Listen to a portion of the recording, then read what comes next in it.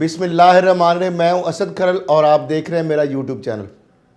नाज़रीन, जिस तरह मैंने पहले भी बता चुका हूं इन्हीं वीडियोस के अंदर अपनी कि आसिफ जरदारी साहब किसी सूरत में सिंध असम्बली से इस्तीफ़े देने के लिए तैयार नहीं होंगे, बावजूद इसके कि नवाज शरीफ साहब जितनी दफ़ा मर्जी उनको फ़ोन करें, कोशिशें करें, मौलाना फजल रहमान साहब जितना मर्जी कहें, लेकिन वो किसी सूरत भी 2.5 साल पहले अपनी जो हुकूमत है उसको ख़त्म करने के लिए तैयार नहीं होंगे। दूसरी जानब जो आज का PDM का जो इजलास था उस हवाले से पहले मैं बता चुका हूँ कि ये इस्तीफ़ों के हवाले से कंसेंसस नहीं होगा। और अभी जो बात की जा रही है ये कि पहले कौमी असम्बली से इस्तीफ़े दिए जाएंगे, उसके बाद पंजाब असम्बली से, फिर KPK से, और सबसे आखिर में सोचा जाएगा। तो आपको मैं नाज़रीन अभी से ये आपको ख़बर दे रहा हूँ कि PDM जो है वो इस्तीफ़े नहीं देगी, और PDM शायद इस्तीफ़ा देने से पहले, जो इस्तीफ़ों का मामला उससे पहले ही ये तितर बितर हो जाए, टूट फूट का शिकार हो जाए। अभी मरला है लॉन्ग मार्च का। लॉन्ग मार्च में कौन कौन सी पार्टियां शामिल होती हैं, किस हद तक पार्टिसिपेशन होती है, और उसके बाद मामला आता है इस्तीफ़ों का। इस्तीफ़ा किस तरह बरलावाल जिस तरह बात की गई है कि पहले कौमी असम्बली से, फिर पंजाब से, फिर KPK से, फिर उसके बाद ये सारा मामला होगा। तो इस हवाले से एक तो ये मैं आपको बता दूं कि नून लीग के लोग जो हैं वो तमाम जो नून लीग के अरकान कौमी सूबाई असम्बली या सेनेटर हैं वो इस्तीफ़े देने के लिए तैयार नहीं है। मेजॉरिटी जो लोग हैं वो इस्तीफ़े नहीं देंगे, और इन्हीं खदशात के बाइस मरियम साहिबा ये बयान भी दे चुकी हैं कि जो लोग इस्तीफ़े नहीं देंगे कारकुन उनका घेराव करेंगे। तो इसका मतलब ये है कि उनको इस चीज़ का अदराक है कि हमारी पार्टी के बहुत सारे जो लोग हैं वो हमारी जो बात है उस पर वो मानने को तैयार नहीं है। दूसरी जानब जरदारी साहब जो है जिस तरीके से उन्होंने पत्ता फेंका है, उनको पता है कि ये इस्तीफ़े चूँकि होंगे नहीं। इससे पहले बिलावल भी यही कार्ड खेल चुके हैं। उनका सारे पहले इस्तीफ़े दें, सारी चीज़ें देखेंगे, उसके बाद सबसे आखिर में सिंध असम्बली की बात की जाएगी। तो मामला ये है कि अब ये ऊँट किस करवट बैठ रहा है। ये तो इस्तीफ़ा लेने निकले थे, लेकिन ये इस्तीफ़े देने पे तैयार होंगे, लेकिन मैं फिर आपको बता रहा हूँ कि इस्तीफ़े नहीं देंगे। अल्टीमेटली जो है इसके हवाले से इसलिए नहीं देंगे कि अगर ये इस्तीफ़े देंगे, अगर ये इस्तीफ़े देने में आपको एक और ख़बर दे रहा हूँ, तो इमरान खान साहब जो हैं वो उस पर इलेक्शन करा देंगे।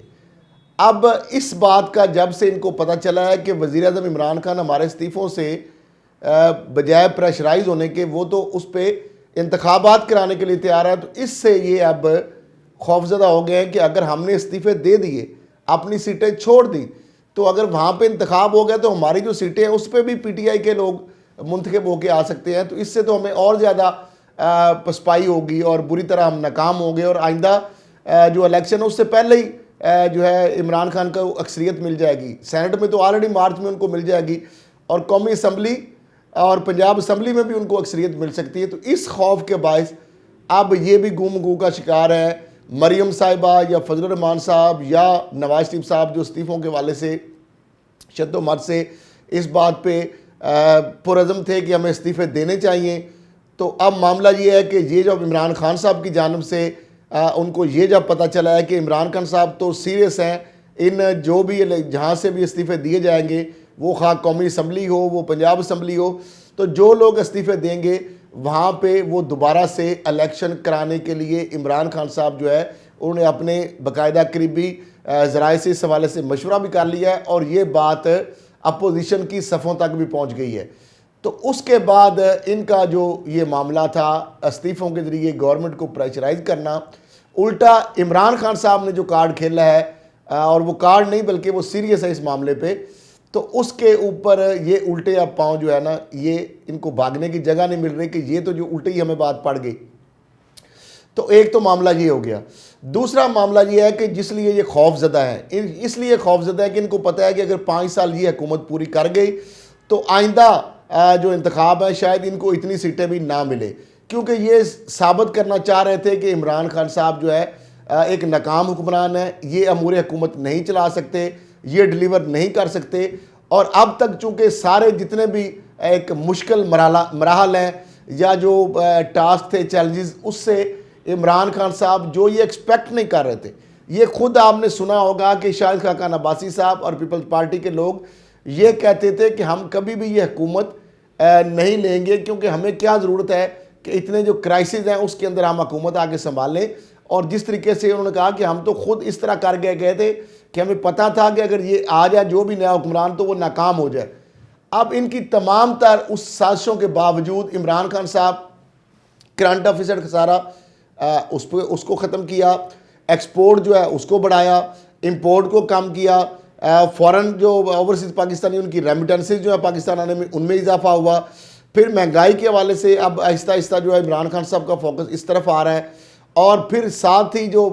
आवाम के लिए जो मनसूबे हैं, जिस तरह सनती पैकेज उन्होंने दिया, टेक्सटाइल इंडस्ट्री के लिए एक इंसेंटिव दिया, बहुत बड़े लोगों को एक रोज़गार मिला, एक इंडस्ट्री चली, एक्सपोर्ट के अंदर इजाफा हुआ। आपकी सर्जिकल जो अशिया हैं 11% उसमें इजाफा हुआ, आपकी एक्सपोर्ट जो टेक्सटाइल की उसमें 20% इजाफा हुआ। तो ये इस तरह के बहुत सारे एक पॉजिटिव इंडिकेटर हैं। फिर उसके साथ साथ इमरान खान साहब जो है, जो मैं हमेशा कहता हूँ कि सियासतदान और लीडर में ये फ़र्क होता है कि जो पॉलिटिशियन होता है, जो सियासतदान होता है, वो अगले आने वाले इलेक्शन की मनसूबाबंदी करता है, और जो लीडर होता है उसका जो विजन होता है वो आइंदा आने वाली नस्लों के लिए सोचता है, वो आइंदा आने वाले 100 साल के लिए मनसूबाबंदी करता है। तो इमरान खान साहब यानी पहली दफ़ा अगर हम देखेंगे कि पाकिस्तान के जो लॉन्ग टर्म मनसूबे हैं, जो मुल्क की तामीर व तरक्की और खुशहाली के लिए बहुत अहम और संग मील की हैसियत रखते हैं। 50 साल बाद मंगला और तरबेला के बाद पहली मरतबा 2 डैम जो है वो मुकम्मल होने जा रहे हैं, महमद डैम और उसके बाद बादशाह डैम। महमद डैम जो है वो 8000 मेगावाट जो है उससे सस्ती बिजली हाइडल के ज़रिए जो पैदा होगी, तो उससे ना सिर्फ मुल्क के अंदर एक सनती इनकलाब आएगा, बल्कि ज़राअत के हवाले से भी लाखों एकड़ जो रकबा है उससे सैराब होगा। तो मैं समझता हूँ कि ये भी एक खुशाइंद बात है। इस तरह जो रिवर रावी वाला प्रोजेक्ट है, इसके बाद बंदर आइलैंड जो है, और फिर उसके साथ साथ इमरान खान साहब ने जो वादा किया था 50 लाख घरों का, उसके लिए जो स्ट्रेटजी उन्होंने दी है, 23 अरब रुपया अब तक गवर्नमेंट बैंकों को दे चुकी है, और 5% उन्होंने मैंडेटरी हर बैंक के लिए कर दिया है कि जो लोन है, अब लोग जो हैं, कोई भी बंदा जो 25,000 जिसकी आमदन है माना, वो 5 मरले का घर जो है उसके लिए वो क्वालिफाई करता है और वो अप्लाई कर सकता है। उसको 20 से 25 लाख रुपया हुकूमत देगी, इंतहाई सस्ता जो है शरह सूद पर, सिर्फ 5%। उसके साथ अगले जो कुछ अरसे बाद यानी उस 7% हो जाएगा। तो इस तरीके से इस तरह 10 मरला जो है उसके लिए 50 लाख रुपया तकरीबन गवर्नमेंट देगी। उसके हवाले से भी 7% और 9% तक जो उसमें मार्कअप है। तो ये एक बहुत बड़ा एक इनकलाब बरपा होगा। बहुत सारे लोग जिनका लिए घर अपनी ज़िंदगी का एक ख्वाब था, ज़िंदगी भर वो सोचते थे जमा पूंजी इसके लिए जो है सारी वो इकट्ठी करके, तो उनके आखिरी ये ख्वाब होता है हर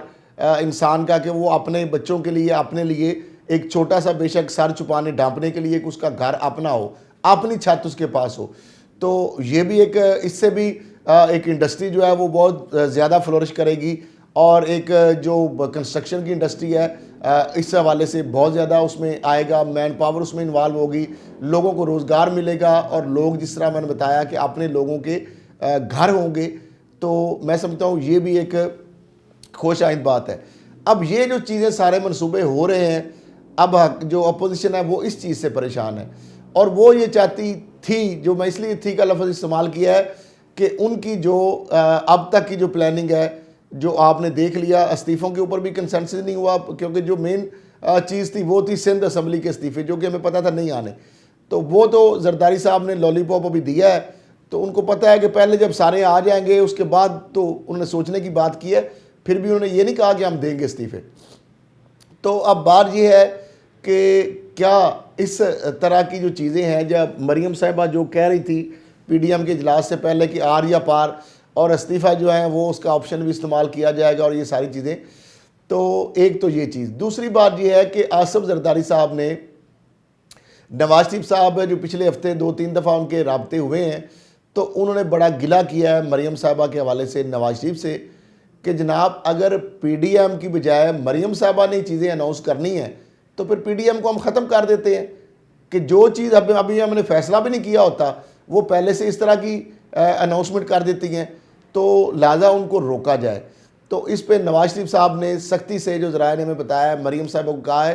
कि आइंदा इस तरह का कोई भी जो गैर जिम्मेदाराना बयान है, जब तक पीडीएम के अंदर कोई डिसीजन ना हो जाए, पीडीएम के फैसले जो हैं वो कबल अजी अपने तरफ से कोई अनाउंस ना किए जाएं। तो अब ये सारी जो चीज़ें सामने आ रही हैं, तो ये जो गुब्बारा था पीडीएम का, जो एक ड्रावा हवा बना के पेश किया जा रहा था कि जनाब पीडीएम का जो 13 दिसंबर का जलसा और फिर इस्तीफे और लॉन्ग मार्च और हुकूमत जनाब दिसंबर और जनवरी में चलती बनेगी। दूसरी जानब ये है कि अगर जनवरी की बात करें तो क्या जनवरी में एक सर्द, इंतहाई सर्द मौसम में इस्लामाबाद में लोग किस तरह बैठेंगे? खुले आसमान तले बैठना बहुत मुश्किल है। तो लिहाजा ये जनवरी में मुझे वहाँ पे लॉन्ग मार्च या धरने का भी इस तरह का प्लान मुझे कामयाब होता नज़र नहीं आ रहा। ना तो पीपल्स पार्टी के लोग बैठने के लिए तैयार होंगे, ना नून लीग के लोग। हाँ, मौलाना फजलुर रहमान साहब अगर मदारस के तलबा को लाते हैं तो वो शायद चांद इस तरह का उनको बिठाने में कामयाब हो जाए। तो अब मामला ये है कि देखना ये है कि ये जो हुकूमत को ब्लैकमेल करने जा रहे थे इस्तीफ़ों के हवाले से, अब हुकूमत उल्टा इनको, ये हुकूमत से ब्लैकमेल हो रहे हैं कि वो कह रहे हैं कि आप दें इस्तीफ़े, हम इलेक्शन कराने के लिए तैयार हैं। इसके साथ साथ एक और जो चीज़ है जो वज़ीर ख़ारजा शाह महमूद कुरैशी साहब ने कही है, उन्होंने बताया है वहाँ पे, जिस तरह वहाँ पे मौजूद थे ख्वाजा आसफ़ भी, वो कमेटी भी है, उस हवाले से भी जो उनकी मुलाकात हुई, शहरी रहमान साहबा भी थी और नवीद कमर साहब भी थे पीपल्स पार्टी की जानब से, और जिस तरह ख्वाजा आसफ़ साहब वो नून लीग की जानब से। तो उन्होंने कहा कि हम पीडीएम को अभी ख़त्म कर देते हैं, सिर्फ हमारा एक ही मुतालबा है, वही जो इमरान खान साहब कहते हैं कि आप नैब ख़त्म कर दें। तो यानी ज़ाहिर बात है, नैब अगर ख़त्म कर देंगे तो फिर जरदारी फैमिली के भी केस ख़त्म, शरीफ फैमिली के भी केस ख़त्म, जितने भी केस थे नैब के, सारे बड़े बड़े मेगा करप्शन और सारी लूट मार के जो केसेस थे, वो जब सारे ख़त्म हो जाएंगे तो फिर तो यही वजह है कि इमरान खान साहब जो हैं उन्होंने कैटेगोरिकली इस चीज़ के ऊपर स्टैंड ले लिया है। उन्होंने कहा कि जो मर्ज़ी हो जाए, ये लॉन्ग मार्च करें, ये इस्तीफ़े दें, ये धरना दें, जो मर्ज़ी कर लें, मैं इनको एनआरओ नहीं दूंगा, किसी सूरत इनको एनआरओ नहीं दूंगा। तो नाज़रीन, अब ये जो इनका गुब्बारा था उससे अब हवा निकल गई है। आपको मैं भी बता रहा हूँ कि पीडीएम जो है ये जनवरी में मुझे नहीं बैठती नज़र आ रही, इस्तीफ़े इसके मुझे आते नज़र नहीं आ रहे, और ये इस्तीफ़ों से पहले ही टूट फूट का शिकार हो जाएगी। आपस के अंदर ही इनका लड़ाइयाँ शुरू हो जाएंगी, क्योंकि सारे ज़ाती मफादात के तहत एक छतरी तले इकट्ठे हैं। लेकिन जब हुकूमत जो है वो किसी सूरत पे भी इस पर कंप्रोमाइज़ करने के लिए तैयार नहीं है इनके साथ,